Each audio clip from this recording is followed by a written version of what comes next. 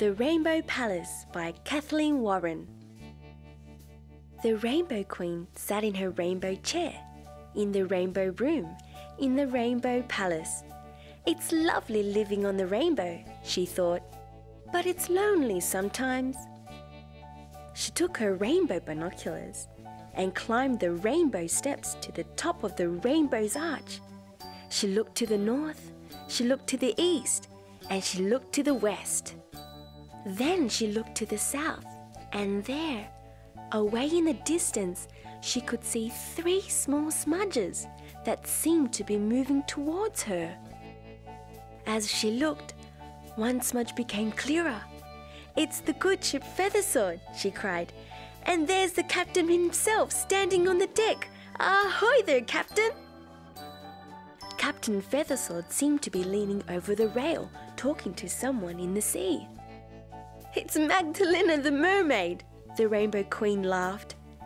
"And she's pointing this way." The Queen turned her binoculars to the second smudge. "It's a hot air balloon," she thought. "And there are Dorothy, Wags, and Henry. I do hope they are coming to visit."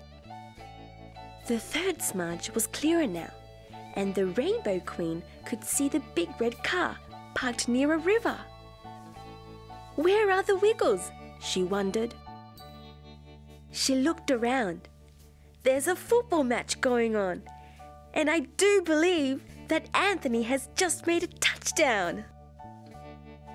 The sound of music floated on the air, and the Queen saw Jeff conducting a violin trio. "There's Greg," she smiled. "He's painting a picture. And over there, Murray's playing in a rock band." As she watched, the 4 friends finished playing football and making music and painting. Greg pointed to the rainbow, and they all hurried toward the big red car. The Queen clapped her hands. "Visitors at last!" But the Wiggles walked right past the big red car. The Queen felt disappointed. "They can't be coming today," she said to herself as she turned the binoculars to see if she could spot the good ship Feathersword again. She saw dark clouds gathering. "Oh dear," she thought anxiously. "There's a storm brewing," and she ran down the rainbow steps to the safety of the Rainbow Palace. "No one will come to visit during a storm," said the Queen sadly. "The rainbow needs sun as well as rain before anyone can find it." She peered out the window but could see nothing.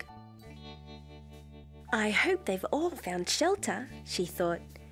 "It can be dangerous to be out in a storm. Oh well, I'll have a cup of rainbow tea and wait for the storm to pass." Slowly but surely the rain stopped. The clouds blew away and the sun peeped through. The Queen clapped her hands. "They'll be able to see the rainbow now."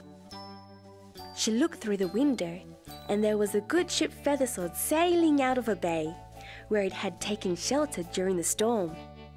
It was heading towards the rainbow. The Queen cheered. "It looks as if I'll have one visitor after all." Then she saw the hot air balloon taking off from a valley. As it drew closer to the rainbow, the Queen could see it without her binoculars. She waved and called to the 3 friends on board. "Well," thought the Queen, 4 visitors are better than none." Then she heard the roar of an engine, and coming closer was a big red boat with Anthony at the wheel.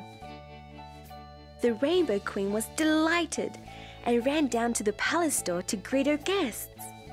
"Welcome to the rainbow," she laughed, holding out her hands. She led the way into the banqueting hall, and spread out before them was food of all the colors of the rainbow. Everyone agreed that it was the best rainbow banquet they'd ever had.